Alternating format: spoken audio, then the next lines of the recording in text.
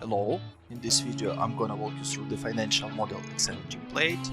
I will show you the main inputs, the core outputs, reports and charts. So let's get started.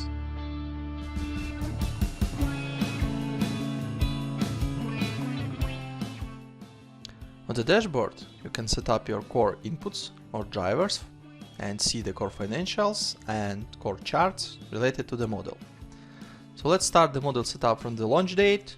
For example, your business will launch in May 20. Also, you can see that each yellow cell has this notification window with explanation of what you're supposed to input in this cell. So it will help you to understand and navigate across the model easily. So the next step is to set up your marketing budget and visitors assumptions. You have two options in the model, which is online marketing and offline marketing. If you don't need, for example, offline marketing, you can just clean these cells and you will have only online marketing in your model. If you need both, just adjust these assumptions as needed and it will drive your model. So let me show you how it works. For example, for online marketing, you can put annual marketing budget, for example, $100,000, and each next year it will be additional $20,000. The next step is to set up the cost per visit. It can be $1, 1.2, 1.4, 1.6 and 1.8 by years. The same idea for offline marketing. And as a result, you can see the total visitors which you have by years. And the next step is to convert these visitors to new customers across the conversion rates across your sales funnel. So first of all, you have conversion rates from visitors to sales opportunities. Let's pretend this is 50%, for example. It can be changed by years as well. 52, 54, 56, 58. So 67,000 of visitors will be converted to 33.9 thousands of sales opportunities in 2020. The next step is to convert your sales opportunities to engaged opportunities. Let's pretend this is 20% and it can be equal across all the years. So 20% from 32.9 thousands of sales opportunities, this is 6.8 roughly engaged opportunities. And you can see this is also changeable by years. The next step is to convert your engaged opportunities to new customers. This is the final step of your sales funnel within the model, so you can put 10%, for example, 11, 12, 13 and 14. So 10% from 6.8 thousands of engaged opportunities will give you 679 new customers for the 2020. So after you will set up everything, revenue, expenses, COGS, wages, and all other assumptions, you may review your core financials and review your revenue breakdown by services or products, your profitability, which includes revenue, EBITDA, and EBITDA percentage, the cash flow chart by years, and the cumulative cash flow also by years.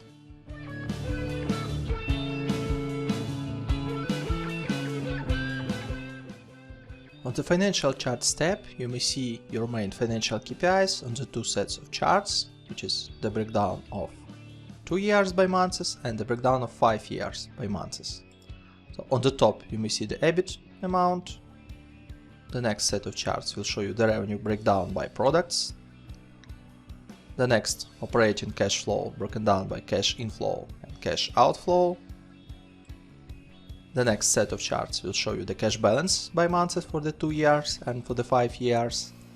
And on the last set of charts, you will see the EBITDA as a yellow line and the breakdown of this EBITDA, which includes the revenue, COGS and OPEX.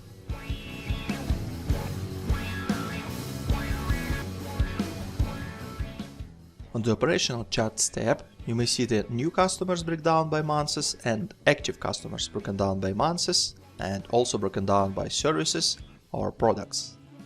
From the left side you may see the breakdown of 2 years by months, and from the right side you may see the breakdown of 5 years by months as well.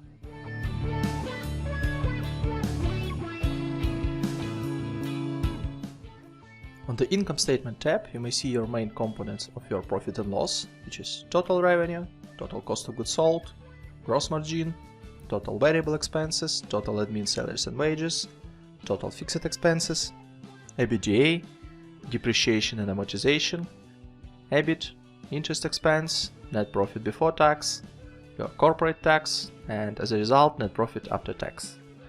Please note that each category has its own subcategories, so you may click on this plus button and see the detalization, for example, for fixed expenses, or for variable expenses, or for example for the revenue. On the cash flow statement, you may see your cash flow broken down by cash flow from operating activities, cash flow from investing activities, and cash flow from financing activities. The same information you may see on the cash flow statement in a direct method, operating, investing, and financing activities, but in more collapsed form. Just easier to see the information here. And the balance sheet will show you the breakdown of your current assets, non-current assets, current liabilities, non-current liabilities, and equity by its subcategories. The summary of three statements you may find on the Financial Statement Summary tab. On the top you have income statement broken down by 5 years, and the selected year, which you can change here, broken down by months. Below you may see the same information on the chart form. The next set of tables and charts will show you the balance sheet, main KPIs broken down by 5 years and selected year by months.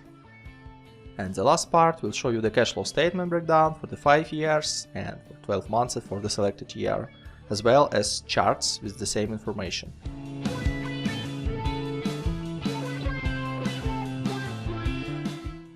On the Benchmark KPIs tab, you may see 5 industry-specific benchmarks, and you may see the comparison of these benchmarks with what is calculated in your model. So you have gross margin percentage, net profit percentage, direct wages as a percentage of revenue, average monthly revenue per active customer, and active customers per 1 direct FTE ratio. All these yellow cells are changeable. For example, you know that gross margin percentage for your industry, for your country is 65%. You may see this is changed on this chart immediately. And to the right of these yellow cells, you may see the values calculated by the model based on assumptions which you set on revenue, expenses, COGS, and all other assumption steps. On the graphical form, you may see also comparison of gross margin calculated by the model, which is blue, and industry gross margin, which is orange. The same net profit, direct wages as a percentage of revenue, average monthly revenue per active customer, and active customers per 1 direct FTE.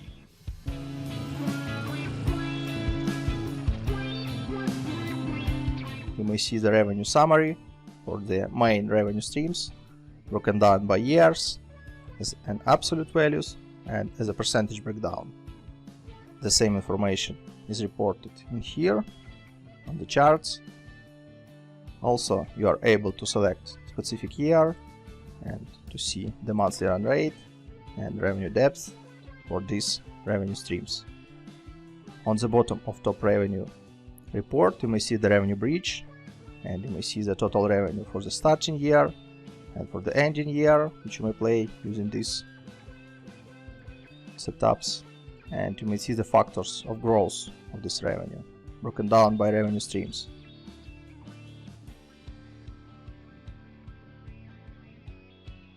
The same idea is used on the top expenses tab. You may see top 4 expenses streams and all other expenses collapsed in one line. Also, this is broken down by absolute values and percentage breakdown. The same information you may find on the charts.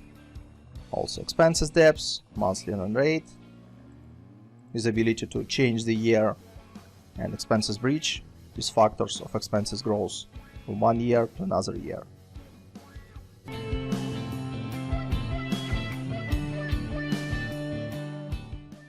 The color coding in the model is very simple. You may change any yellow cell in any yellow sheet within the model. This means that this yellow cell has some input, assumption or driver which impacts the calculation within the model. Blue sheets means that on these sheets there are some charts, reports, and other information which can be useful for reporting purposes. On the tabs without color, you have some extra calculations related to revenue, to debts, equity, inventory, and everything which is needed for the reporting.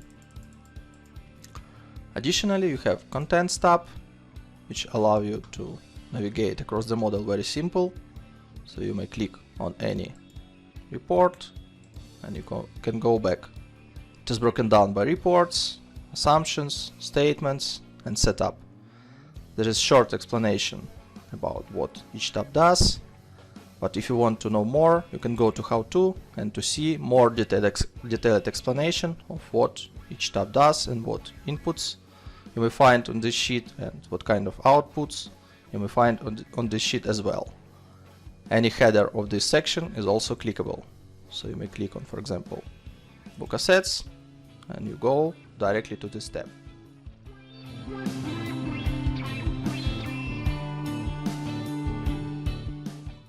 On the Revenue tab, you may set up your main revenue assumptions. So let me show you how it works.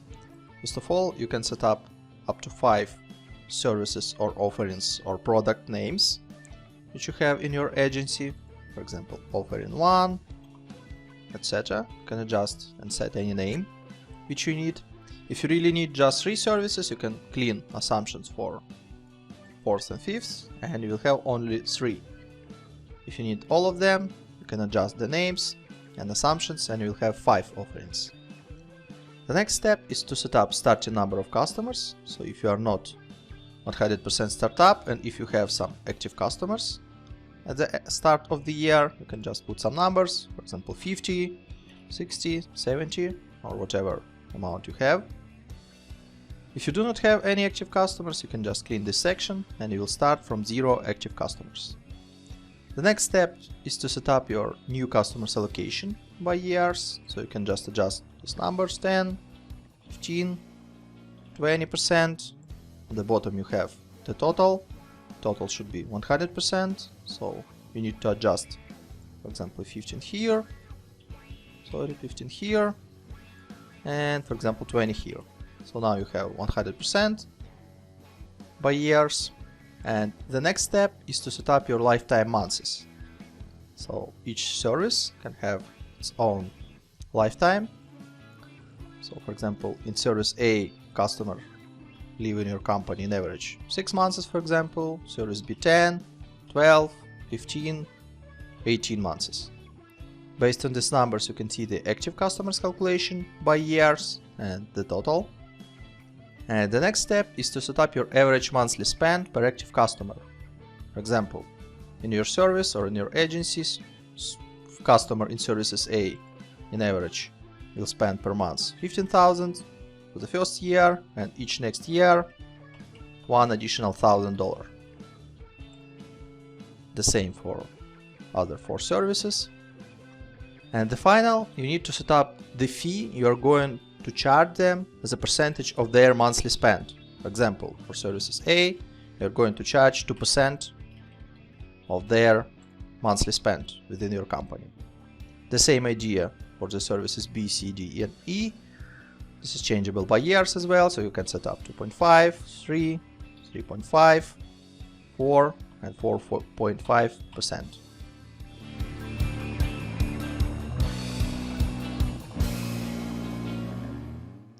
On the Seasonality tab, you may see the setup of marketing expenses, seasonality assumptions across the year by months. So you have yellow cells to set up your seasonality. It can be, for example, 15, 10, 5, 10, 8, 6, 7, 5, 10, 15, 5, and 5. As you may see, I just set up the breakdown of marketing expenses by year, and I see that check is red. That's because the total is 101%, means something is wrong here. So let's fix it. In October, 14%. So now check is green and check is 100%, which means everything is good here. You may see also the charts below with the graphical explanation of how your marketing expenses are broken down by months. If you don't really need the seasonality for marketing expenses, you can just put 1 divided by 12, copy this across all the months, and you will see that your marketing expenses now is flat. So no changes across the months, just equal amounts each month.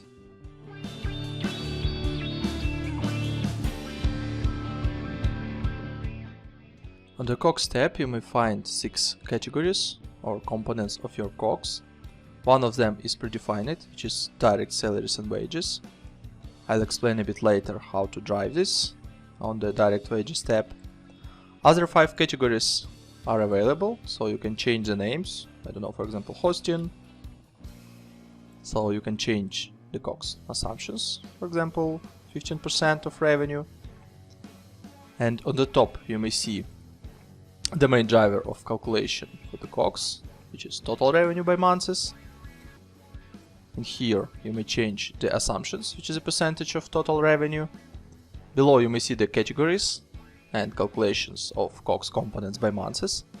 And finally, in income statement under COGS total, you may see all the components of COGS broken down by months and broken down by categories.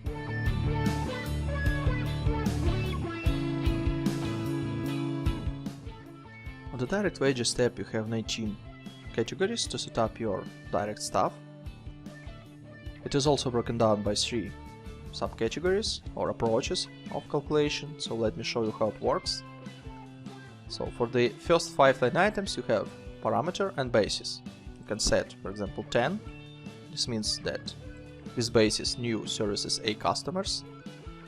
If you have 10 new services A customers per month, you need 1 FTE. For another 10 new customers for services A each month, you have another FTE. So it works like a trigger.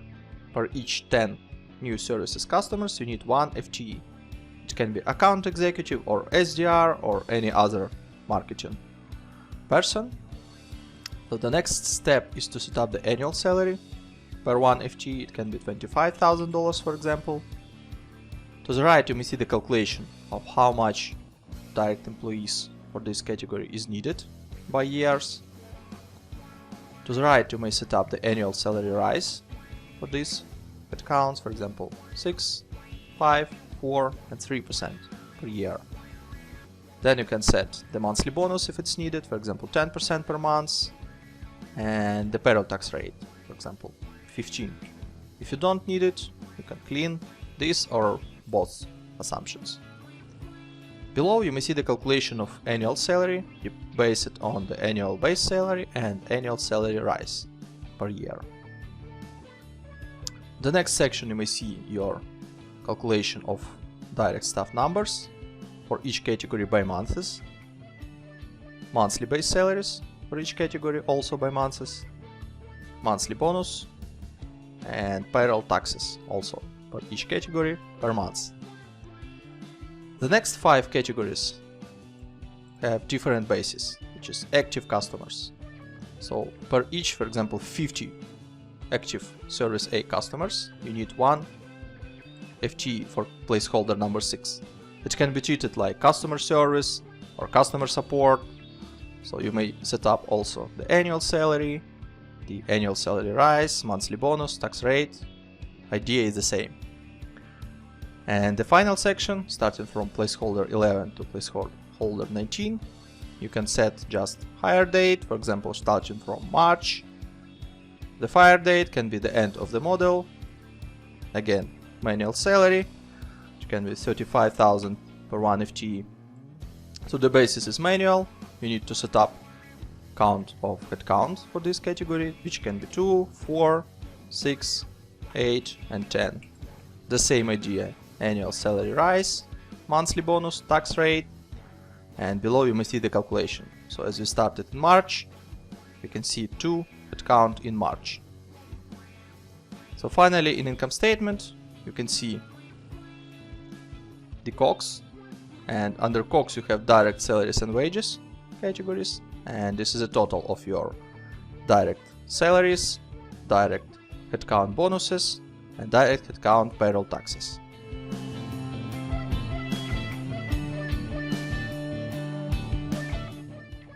On On the admin wages tab, you can set up to 19 categories for your admin staff. Let me show you how it works. For example, managers. This hire date starting, for example, from February 20 till the end of the model. You can adjust annual salary per one headcount. It can be, for example, $40,000. Then you should input number of admin employees. Let's pretend in the 2020 it will be 1, then 2, 3, 4, and 5. Then also you can input annual salary rise. So, for example, 3% of annual salary first year, for next, 5 and 6. Also here you have set up for the monthly bonus, for example 5% per month, and the payroll tax rate, for example 12. Below you may see the calculation of annual salary, depends on the annual salary for the base year and for the annual salary rise. Also here you can see the calculation of number of headcounts. It starts in February because we set up February start of hire. Here you can have monthly base salaries, monthly bonus calculation, and monthly base taxes, which is payroll taxes. And under income statement you have total admin salaries and wages section, where you may see the breakdown of all your headcounts categories and the breakdown the values by months.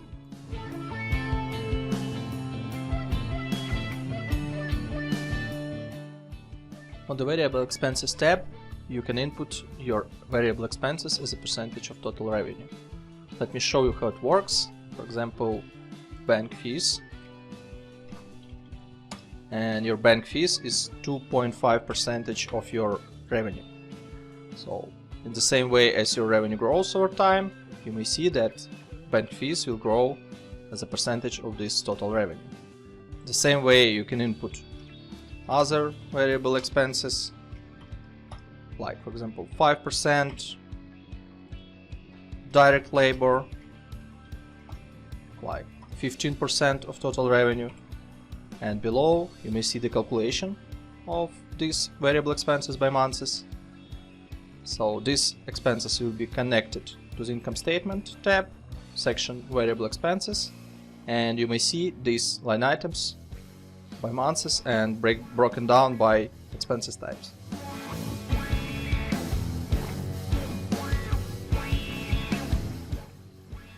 On the fixed expenses tab, you may input up to 15 line items for your fixed expenses. Let me show you how it works. For example, you have utilities. You will start pay starting from March 20 till the end of the model, which is December 24. You may see it here. Let's pretend periodicity will be daily with amount of $50 per day. So you may see this amount in here. It is calculated based on count of days within this month. So obviously in March 20 you have 31 days. That's why you will have 1550. In April you have 30 days. This means this will be $1,500. Also, you have ability to input some growth rate year over year. Once you input this growth rate, you will see that your utilities will grow over year. Let me give you a couple of other expenses types. For example, advertising. Let it start in March and finish in August 24. This will be on weekly basis with amount of $100 without any growth. So starting from March till August 24, you have $400 per month, which is 4 weekly payments each month, and that's it. Another option is bi-weekly. For example, $500. You can start from July, for example, and you will have 2 payments, which is 2 bi-weekly payments within the month. $500 multiplied by 2, you have $1,000 per month. Again, you can input some growth rate and you will see that your advertising expenses will grow year over year till the August 24, which is the last date of this expense type. Another option, office setup, which can be one-time payment, which will happen in February 20 with amount of $5,000.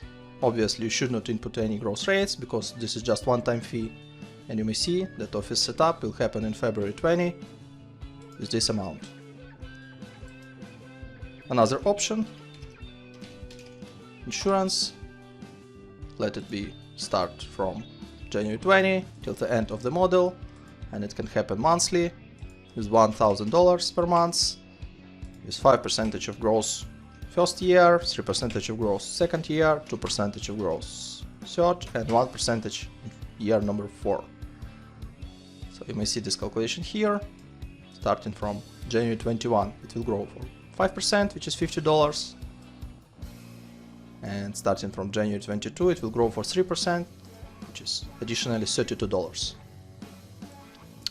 Another option, quarterly.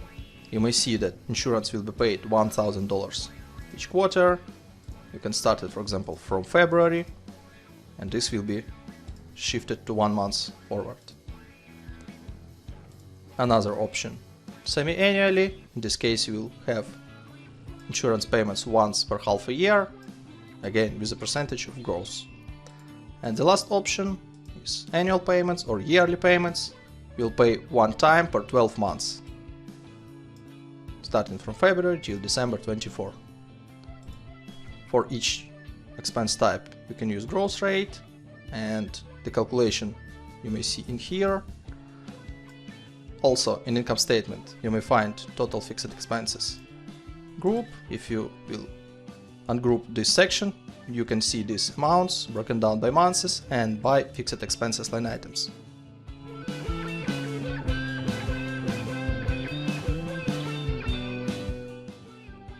On the CAPEX tab, you may input up to 20 development expenses categories. Let me give you a couple of examples. So, for example, office development with purchase date of February 20 with spending of $10,000. And you also can input payment delay. What does it mean? Let me set up 2 months, for example. It means that this amount will be accrued in February because of purchase date is February, but paid development expenses will be in April 20 for this office development. And you will have some balance of CAPEX accounts payable for 2 months. Let me give you another example. Other development expenses. Let's say March 20, $5,000 with 0 payment delay. This means that this amount is accrued in March and paid in March as well. The total amount of development expenses you may find in Assets tab. By default, it has useful time for 5 years for the calculation of depreciation. You may find calculation of depreciation for development expenses in here. Here you may also find capital expenditure and closing net book value. Additionally, you have up to 6 placeholders for other assets. For example, other assets with useful time of 10 years with cost of $25,000 and with launch date in April. You may find it in here. You can see capital expenditure.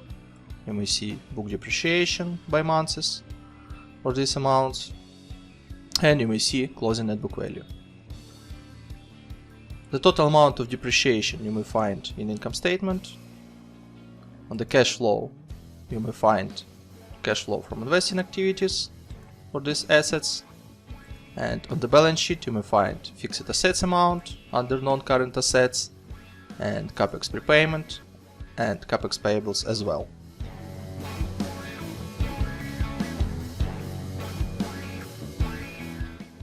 On the capitalization table, you can input different founders and investors' contributions, broken down by different dates of funding, is different cost of share for each series, and you can see the dilution of shares after each round, and pre-money total equity and post-money total equity.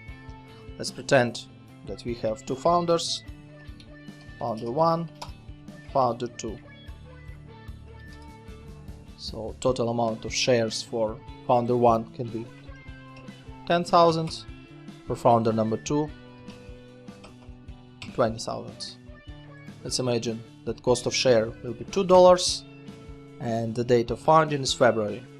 This means that investment for founder 1 is $20,000, for founder 2 is $40,000.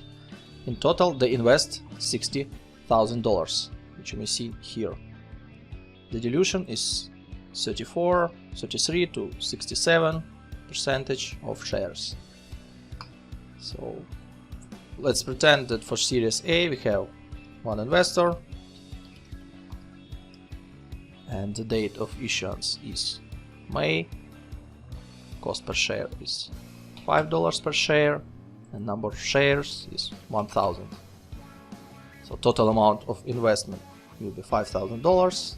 You may see that before the Series A total equity was $60,000, after $65,000, and investor 1 will have 3.23% of shares, and the shares of founder 1 and founder 2 also diluted, 32.26 and 46.52%. You can also input some amounts for Series B and Series C. The same way you can set up the date, cost of share, and up to 5 investors is up to 5 placeholders for number of shares. The amounts of funding you may see in the cash flow, in the ordinary equity risings, and you may see the balance sheet, which shows you the total equity by months.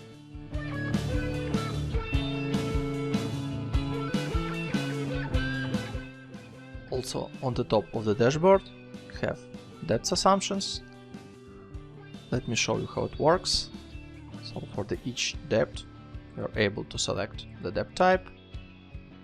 There are two debt types in the model, which is annuity and usual. Annuity means that each monthly payment, which consists your debt repayment plus interest expenses, will be equal each month.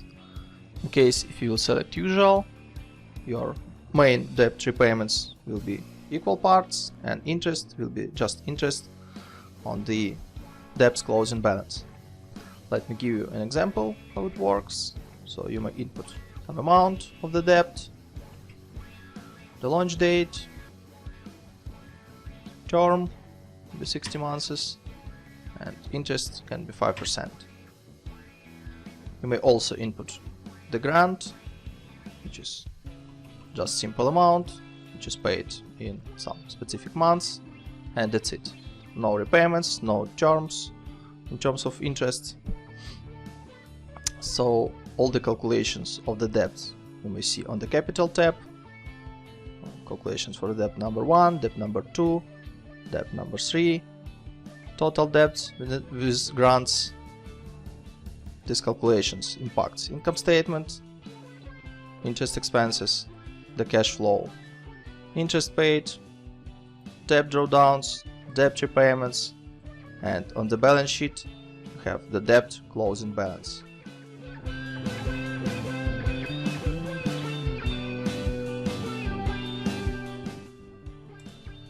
On the top of the dashboard you have currency, denomination, and taxes setup. So currency inputs means that you can input all your drivers for the model using one currency. You have currency outputs. It can be the same as currency inputs and it can be different from currency inputs. So let me give an example. When you input in United States dollars, you have euro as an output, and for this case you can set up currency exchange rate. This is 1.2 for example. In this case you will have in the model all your inputs in United States dollars, all your outputs in euros, and there will be conversion rate between currency inputs and currency outputs. Additionally, you have denomination, which means that you can denominate all your outputs on the reports. In this example, you have denomination is 1000, means that your outputs is denominated by 1000. You can select millions. You may see that now it is in $1 million. You can set also billions or without any denomination. Additionally, you have corporate tax setup. You can change this number and this will impact tax expenses in your income statement. I hope you enjoyed my video. Thanks for reviewing this. You can find more on my website finmodelslab.com, and we'll see you later in the next videos.